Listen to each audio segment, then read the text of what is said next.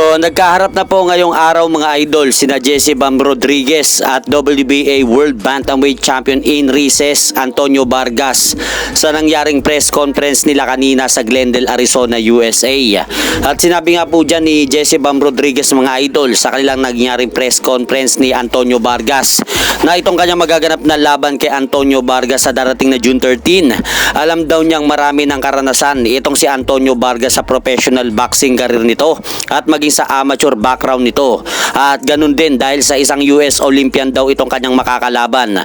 Kaya inaasahan daw ni Jesse Bam Rodriguez mga idol na magandang laban ang ipapakita nila sa ibabaw ng ring. Kaya tumutok lang daw ang mga tagapanood ng magaganap na laban nila sa darating na June 13. At kung sakaling matagumpay na manalo sa laban na ito si Jesse Bam Rodriguez mga idol ay magiging ganap po siyang 3 Division World Champion kapag nangyari po yan. At sa kabilang banda naman, matapos nga pong mapospone pansamantala ng laban nila Janriel Casimero at Luis Neri noong April 18 sa bansang Kyrgyzstan dahil sa umiiral na gulo sa gitnang silangan ngayon, ay ipinasilip nga po ngayon ni Janriel Casimero mga idol ang kanyang kasalukuyang pangangatawan.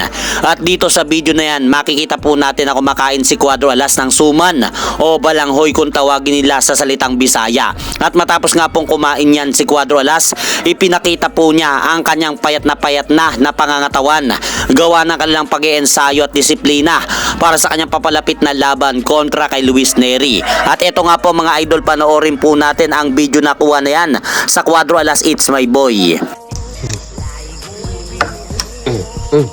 Ano yung pangkuhan ni gini mo doon? May makapawa sa abdo. Naraday. Nasikrito? Di na nasikrito?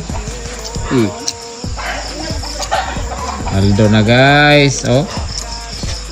Sa ngayon mga idol, wala pa pong inilalabas kung kailan talaga magaganap na laban nila Casimero at Neri. Kaya magantay-antay lang po tayo mga idol ng final announcement ng promoter ng dalawa. At dumako naman po tayo sa naganap na pre-media workout ni Junto Nakatani mga idol na ginanap kahapon sa Japan.